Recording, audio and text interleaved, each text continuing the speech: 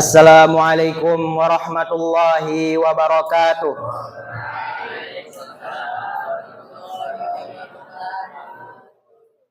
Innal hamdalillah nahmaduhu wa nasta'inuhu wa nastaghfiruh wa na'udzu billahi min syururi anfusina wa min sayyiati a'malina. May yahdihillahu fala mudhillalah wa may yudlilhu fala hadiyalah.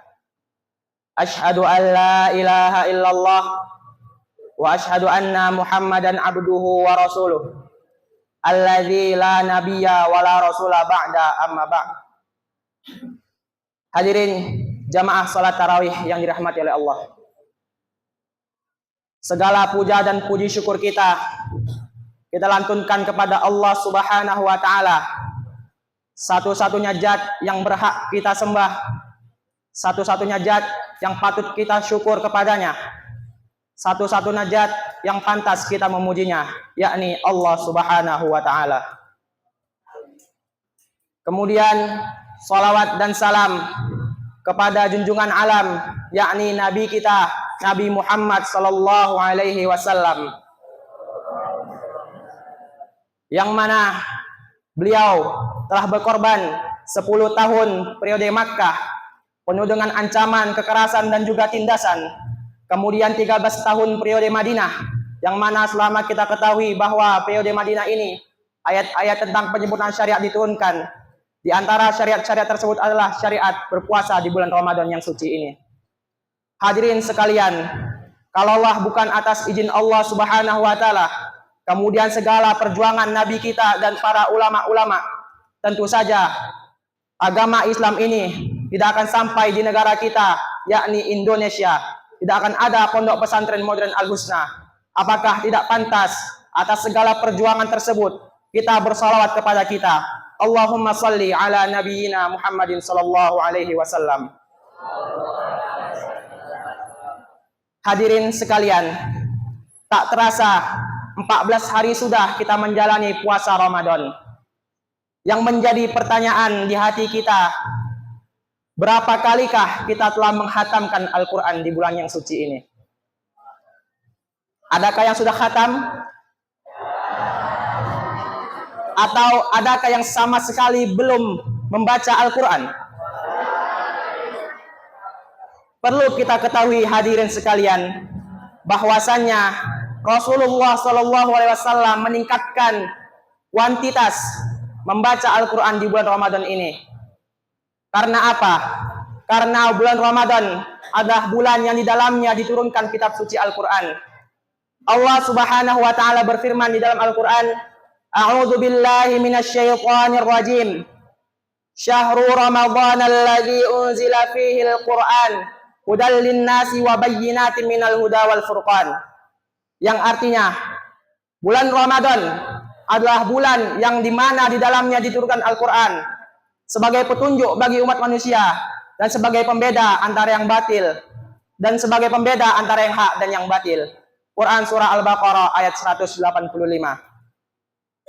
Oleh perihal tersebutlah kemudian Rasulullah SAW lebih memperbanyak membaca Al-Quran di bulan ini.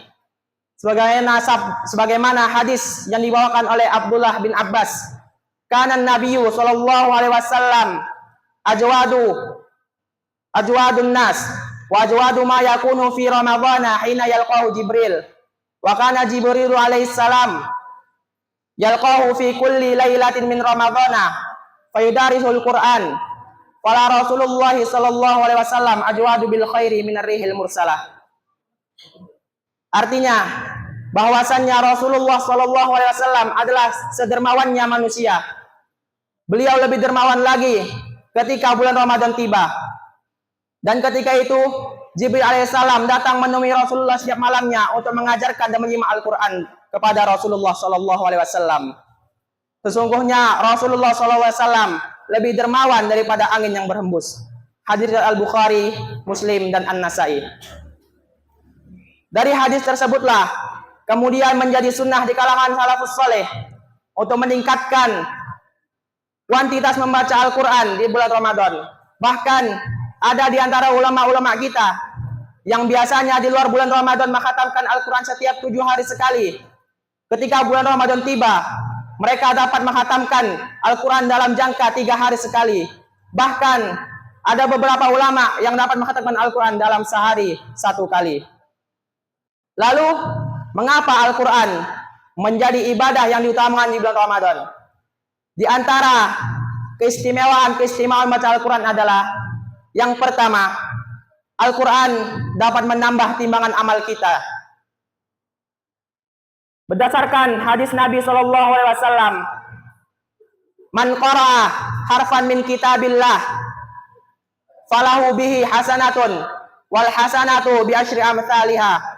La aqulu alif lam min harfun walakin alifun harfun walamun harfun wa mimun harfun. Barang siapa yang membaca 1 huruf saja dari Al-Quran, maka baginya 1 kebaikan, dan dari 1 kebaikan tersebut dilipat gandakan menjadi 10 kebaikan semisalnya. Dan aku tidak mengatakan alif lam mim itu 1 huruf, akan tetapi alif 1 huruf, lam 1 huruf, dan mim 1 huruf. Istimewaan yang kedua adalah Al-Quran menjadi cahaya di hati orang-orang yang beriman. Sebagian ulama tafsir dalam menafsirkan ayat Allah, nurun ala nurin, cahaya di atas cahaya. Quran surah An-Nur ayat 35. Mereka mengatakan cahaya yang dimaksud di sini adalah cahaya iman dan cahaya Al-Quran. Cahaya iman terus bersemayam di hati orang-orang yang beriman. Kemudian ketika ia membaca Al-Quran, maka bertambahlah cahaya iman tersebut dengan cahaya Al-Quran. Sehingga kedua cahaya tersebutlah yang menjadi penerang dalam kehidupannya di dunia. Yang ketiga, ketika kita membaca Al-Quran dan mentadabburinya, maka Al-Quran akan menjadi basirah dan bimbingan kita dalam kehidupan. Allah Subhanahu wa Ta'ala berfirman di dalam Al-Quran, surah Al-Baqarah ayat 2, "Dzalikal kitabu la raiba fihi hudal lil muttaqin." Dan sesungguhnya Al-Quran itu tidaklah bengkok. Ia menjadi petunjuk bagi orang-orang yang bertakwa. Quran surah Al-Baqarah ayat 2. Kemudian Allah mengatakan di dalam ayat yang lain, afala yatadabbaruna al-Qur'ana am ala qulubin aqfaluha. Lalu, mengapa mereka tidak mentadabburi Al-Quran?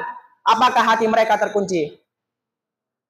Dari ayat-ayat tersebut, kita mengetahui bahwasannya Al-Quran menjadi petunjuk dan bimbingan kita dalam kehidupan kita. Karena sesungguhnya Al-Quran ini disifati sebagai syifa atau obat bagi orang-orang yang ingin bertaubat.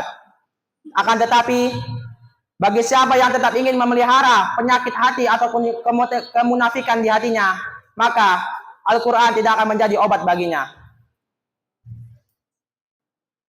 Mungkin hanya ini yang dapat saya sampaikan. Saya akhiri dengan doa kafaratul majlis. Subhanakallahumma wa bihamdik, asyhadu an la ilaha illa anta, astaghfiruka wa atubu ilaik. Wassalamualaikum warahmatullahi wabarakatuh.